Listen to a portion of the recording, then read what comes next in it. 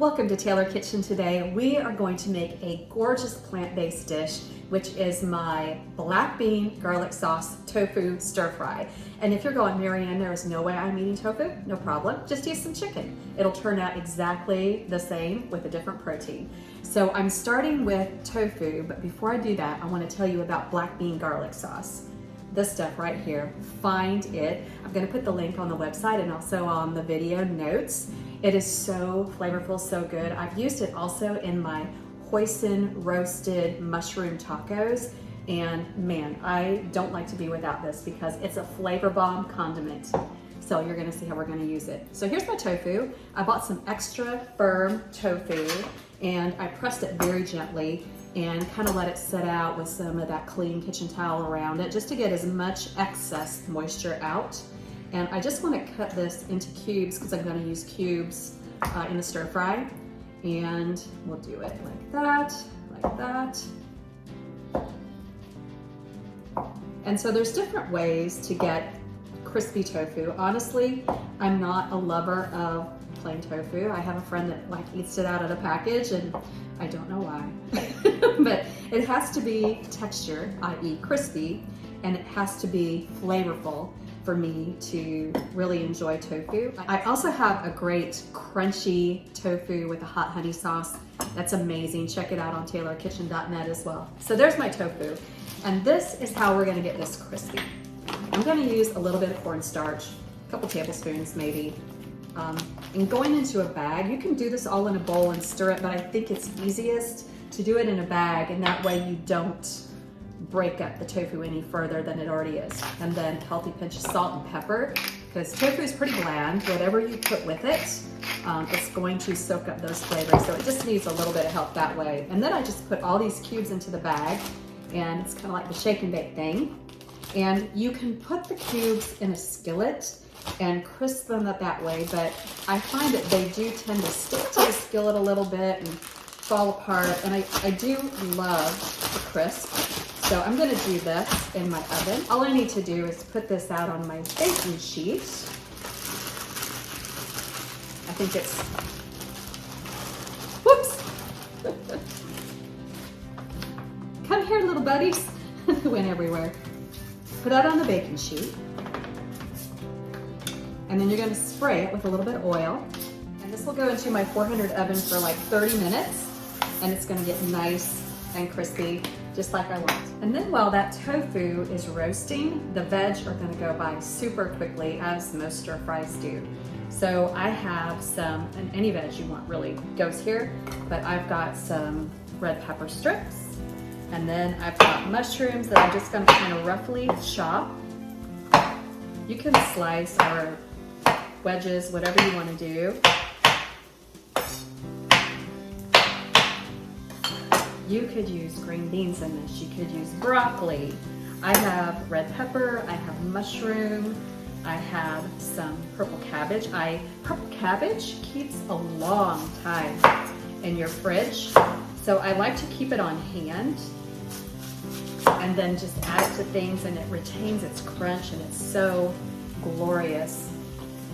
I have a little bit of olive oil in this skillet, but I also want to add some sesame oil just to drizzle. A little will go a long way, but it just gives it that really great flavor that we kind of expect sometimes in Asian dishes. I'm making a mess. Things are going fly, and that's all right. I do my own cleanup.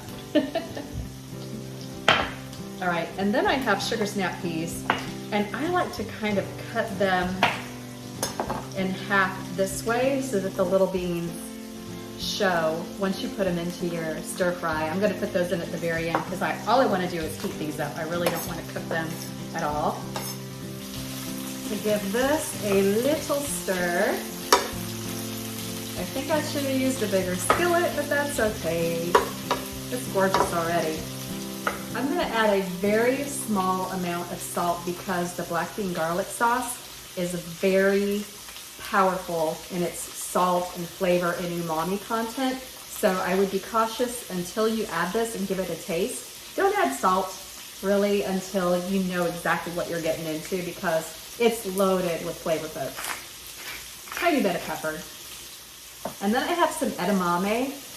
and some corn that I've been thawing out for just a bit. Then here goes about a tablespoon of the black bean garlic sauce. Oh, it smells so good.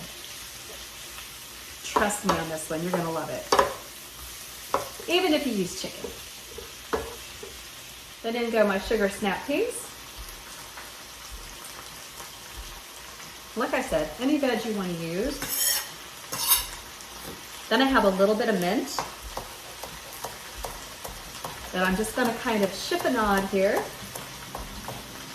And I'm going to put a little bit in now, and then we'll save some more mint for the top.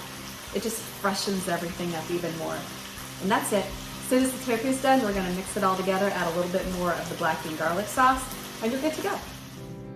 There's that tofu out of the oven. It's nice and golden and has a little bit of a crispness to it. Don't know if you can hear that, but then I want to add another tablespoon of the black bean garlic. And then I'm just going to give this a little toss. So here's how we finish this off. You can use rice, soba noodles, eat it without. This is just a whole grain and rice, brown rice combo. So whatever you want, just like the veggie combo, whatever you want. So some of the veggies right over the top. Wow. Then some of this crispy tofu right over the top. Wow again. And then a little bit of mint to just brighten it up, because the black bean garlic sauce is so bold that the mint really lightens it up. And then I think this is necessary, a squeeze of lime, just because that little bit of tang and acid with that, it is the perfect accompaniment to this. And that is a hearty bowl, folks. And like I said, if you don't want tofu, use chicken. But you've got to check this out. Wow. Going in for a bite of tofu.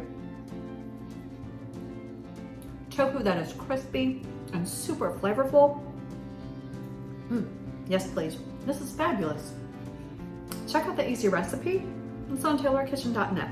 And we would love for you to like, subscribe, and turn on notifications to our YouTube channel so you get all the latest.